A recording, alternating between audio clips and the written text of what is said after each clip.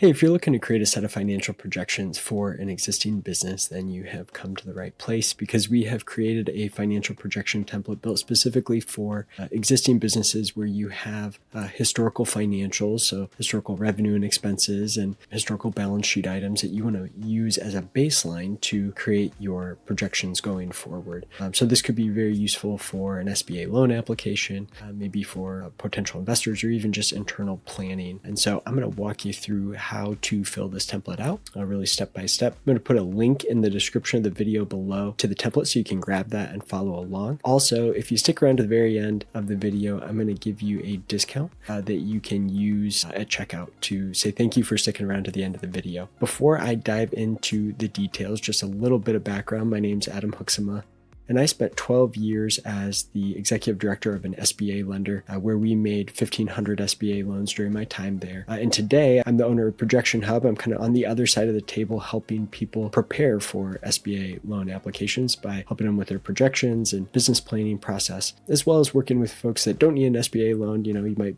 might just be doing this for internal planning or looking to raise investment. We do a lot of that work as well. So if you are getting into this process and you're like, you know, I really just want someone to fill this out for me based on my plans, based on my historical financials, and help me fill the model out, that is a service that we provide. We have a basic financial projection service that we offer. And so feel free to reach out to us at support@projectionhub.com. We can just take that off your plate and do that for you. All right, with that housekeeping out of the way, let's go ahead and dive into the details of how the template works. All right, so I'm going to start here on the at a glance tab. And so this is after you've entered in all of your historical financials and the assumptions for projections going forward. You're going to get this nice at a glance tab with some different charts and graphs and tables and summary data. You're also going to get a 5-year income statement summary, 5-year cash flow, 5-year balance sheet summary, and then the income statement, cash flow, and balance sheet all broken down by month for each of the 5 years. We'll also have a business valuation tab in here.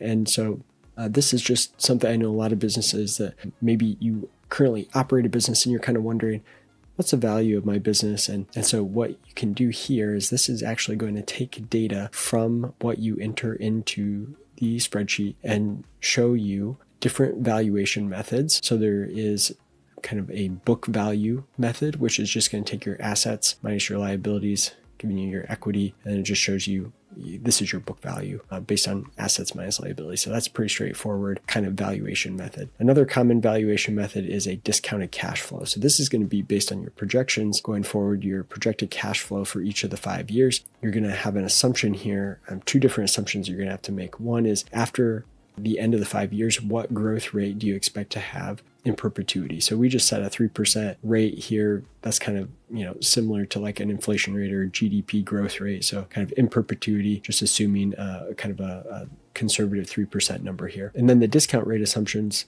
this, 10% is kind of relatively low discount rate. So for maybe a steady business, a low 10% would be reasonable. If the business is really new or highly variable, a higher discount rate is probably reasonable here. So that gives you a valuation based on discounted cash flow method here. And then probably the most common valuation method for small businesses is a multiple of earnings. And so what this is going to do is, based on the numbers you entered in, it's going to calculate your EBITDA. And then you can put in, we give you an option here to put in a high range, mid range, and low range multiple. So you could say, hey, based on my industry, I did some research, and for a restaurant like ours, the multiple of EBITDA is 5.25 on the high end and 4 on the low end. That's probably not reasonable for most restaurants, but anyway, you'll be able to look up industry multiples and set those in here. And then it'll calculate a business value based on a multiple of earnings. And then kind of this average business valuation here takes all 3 different approaches. Again, there's some wide variety based on the numbers we have in here. There's a wide range here of valuation. Again, I would say probably for most small businesses, this multiple of earnings is the most kind of standard way to approach a business valuation. Okay, so that is kind of all the deliverables that you're going to get, but I want to show you how to fill the template out. All right, so we're going to come to our general assumptions tab. And the first thing you need to know is that every cell that's highlighted in blue is an assumption that you can change without breaking something in the model. So you can pick a projection start month. You can set your current cash balance. This paid in capital amount, this would be from your balance sheet. This would, if you're keeping a balance sheet, you'll see like a total paid in capital amount, or really this is kind of what has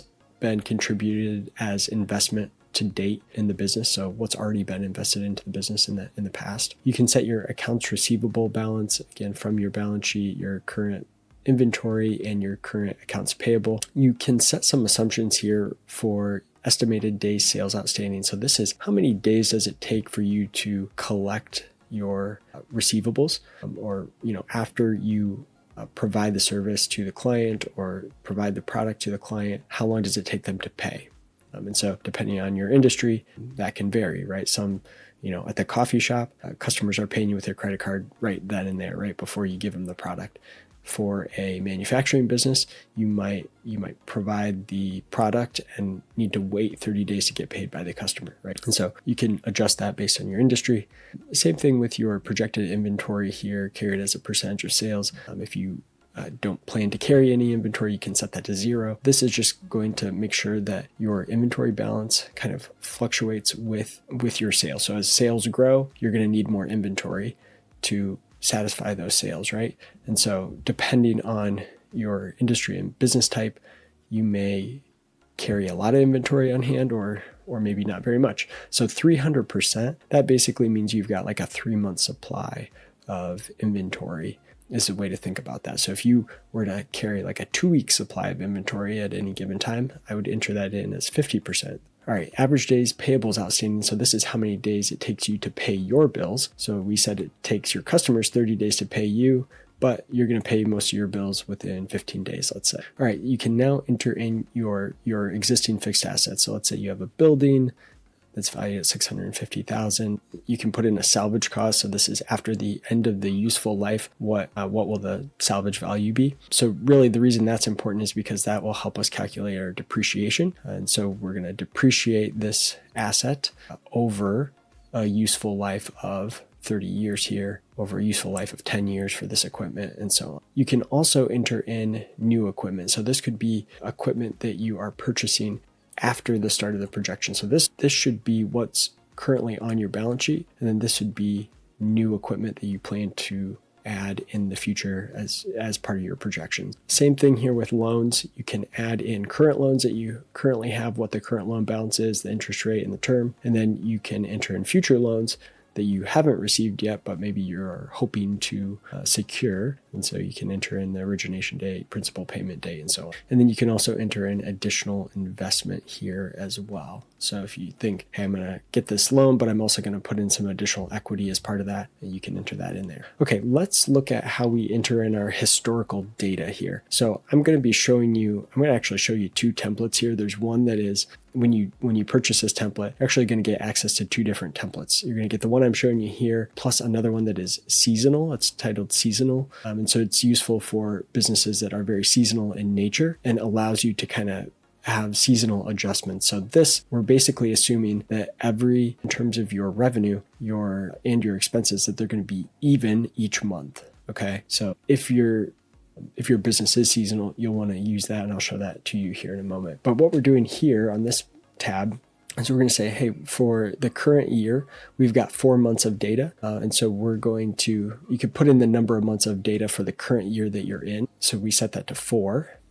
And then we can select from this drop down, how do we want the projections to what do we want the projections to use as a baseline? Okay, so there's different ways that we can set a baseline. And what we said here is we're going to annualize the current year. So since we have 4 months of data here, we're going to assume that we just annualize that. So assume that you stay on the same pace in terms of revenue and expenses, and that would be your kind of baseline for projecting going forward. All right, so the other options here, you could use the prior fiscal year as the baseline. You could average all of the available years. So if you want to average like the last 5 years here, set that as kind of your baseline. to project off of, or just average the prior year and the current year. Okay, so a few different ways to kind of set a baseline. So then we're going to put in our different revenue line items here. So we've got, you can add in additional rows if you need to, if you have lots of different revenue line items. That's as simple as just highlighting, right click, and click insert. You can just insert rows like that. All right, so we've got 3 different revenue line items. We put in our historical revenue for the last 4 years and then the first 4 months of the current year. We did the same thing with our expenses. Now we put in some additional expenses down here that you'll see don't have anything in there historically, but we need to put these in so that we have the ability to add them when we are projecting our expenses going forward. So what you put in here ends up being the category names for your expenses. So if you have expenses that haven't existed historically, but you want to add them going forward, you need to put that expense line item in here so that when we look at our expenses, we can see that those expenses now show up here in the projection tab. All right, before we dive into the expenses, let's take a closer look at the revenue projection. So here is how your revenue projection input tab is going to look. You can add up to 4 different revenue categories here. Now I am also going to show you that you could do a manual entry. So if you want to do a manual entry and say, well, it's not going to follow a specific growth rate, but we know this revenue line item is going to be, $400,000 in revenue this year, and then it's going to be $500,000 the following year. You could just manually enter that way. Okay. So I'm going to go back to the annual growth rate approach, but that is something you could do. Now, this is important, especially if you're applying for an SBA loan. The SBA requires that you provide assumption for your projection. So here's where you'd want to make some notes and say, okay, here's how I came up with, why did we use a 5% growth rate? Well, maybe that's the average of the last several years. Or if you have a 20% growth rate, you're expecting a large growth rate. Describe that. Why are you going to see a big growth rate? How is that going to happen? You need to describe that here in the notes. All right, now we're on to our expenses. The expenses are also pretty straightforward here. You can enter in different categories of cost of goods sold and operating expenses. So we've got a cost of goods sold, which could be like our material cost. And then we have a direct labor, which is also so think of this as like our direct materials. This is our direct labor.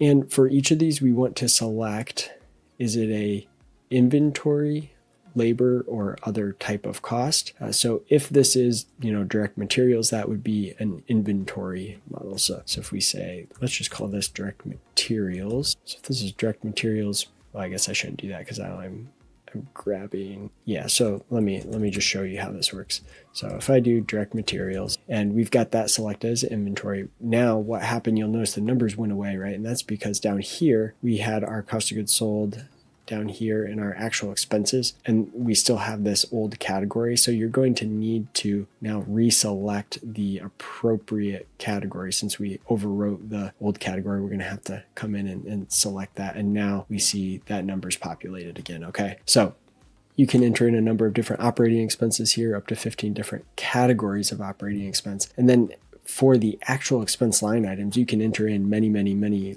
expense line items. You just need to get them into one of the categories from that you've entered in up above. So every expense line item needs to end up being in one of these 4 categories in cost of goods sold, or one of these 15 categories for operating expenses. Okay, so we'll enter in, here's where we're going to come in and enter, we're really going to be pre-populating from our historic data tab, right? We've already entered all of these expense line items in. So that's what we're seeing here. Those are being pre-populated here. And then again, we've got, what is the baseline? The baseline is the prior fiscal year. And we had a couple expenses here, CEO salary and head of marketing salary. So let's say we didn't have those expenses historically, and so we've set those to 0. But we know going forward, we want to set those, but we can't use a growth rate because historically they haven't had a growth rate. So we selected manual entry, then we put in an annual amount for the CEO salary and the head of marketing salary. Okay. All right. So a couple of the things to look at here in how we project our expenses. So there's this entry method. So we've got the baseline. We're saying this cost of goods sold line item was $50,000 last year. And what we want to do here for this type of expense is we want to say this is going to follow a percentage of revenue. So we've got a percentage of revenue. We're saying, cost of goods sold is likely to grow as revenue grows, right? It's going to follow those kind of same margins. And so we're saying it is going to follow a percentage of revenue, and it's going to be based on revenue category 1. And then what this is going to tell you is it's going to say, okay, $50,000 was roughly 10% of revenue category 1 in the prior years. Now I can add some decimal points here. And so what I usually do then, if I have expenses that I want to just follow a certain percentage of revenue going forward, I'll copy that, and then I'll come over here and I'll right click and I'll just paste the values in. And we say, okay, going forward, these expenses are going to follow that same percentage of revenue. We want this cost of goods sold to be 9.52% of revenue going forward. And maybe this direct labor cost is going to be 7.23% of total revenue. So you can select different revenue options here. So let's say you had like revenue category 1 was a product, revenue category 2 is a service, and then you've got your total revenue, which is adding all of them together. You might have some expenses that you want to tie to a certain revenue category. So that's why that allows you to do that, is to give you that flexibility. All right, the last thing I want to show you on this is an annual growth rate. So we can say maybe some of these operating expenses like accounting, maybe accounting isn't going to grow as a percentage of revenue, it's just going to grow based on an inflation rate. And so we set that as an annual growth rate with a 4% increase per year. And we can just see that out through the 5 years. Now, again, you're going to want to put in some notes here, especially if you're applying for an SBA loan, put in your assumptions about how you came up with these numbers. All right, so that is really it on this template. Now, I want to point out a couple important things. You've got this debt service coverage ratio. If you're looking for an SBA loan, debt service coverage ratio is going to be really important. You want to make sure that that's probably at least over 1.25 is kind of the magic number. The other thing I wanted to show you real quick is our seasonal template. So if your business is seasonal, I'm going to show you how this template just differs just a little bit. It's on the historic data input tab. And so everything else is going to look the same, except you're going to have this section over here. And what this allows you to do is to set a seasonality pattern. And so what you can say is, okay, for January is going to represent 10% of our sales for this revenue line item. February is 5%, and so on. So you can set a percentage of sales by month. And then going forward, the model's automatically going to follow that same pattern. So if in the next year your revenue was 20% higher, it's going to follow the same, it's going to be higher, but it's going to follow that same pattern where 10% of the total sales will be in January, 5% in February, right? But at the new level, at the 20% increase, right? So this is useful for any business where you expect some seasonality. If you know what those trends are going to look like and you want to be able to put that into the projections and really see that on a month-to-month basis, this is going to be important. If you don't do that, don't use this, what you're going to end up seeing is that we just straight line kind of, we take your annual projection and say, okay, you're projecting $1 million in revenue. We're just going to assume it's even month over month over month for the 12 months of the year. So this does give you some more flexibility. Again, I know there's a lot here. There's a relatively complex template. So again, if you have questions, please reach out to us at support@ProjectionHub.com. Happy to help you customize this or fill it out for you based on your plans. We do offer that service, so be happy to help with that. All right, as a thank you for sticking around to the very end of this video, I know it was a long one. If you go down to the description of the video below, we're going to put a link to a form. And if you fill out that form, we're going to send you our most up-to-date coupon code with a discount on this particular template as our thank you to you. And if you found this video helpful, I'd love it if you like the video and subscribe to our channel so we can help more folks like you. All right.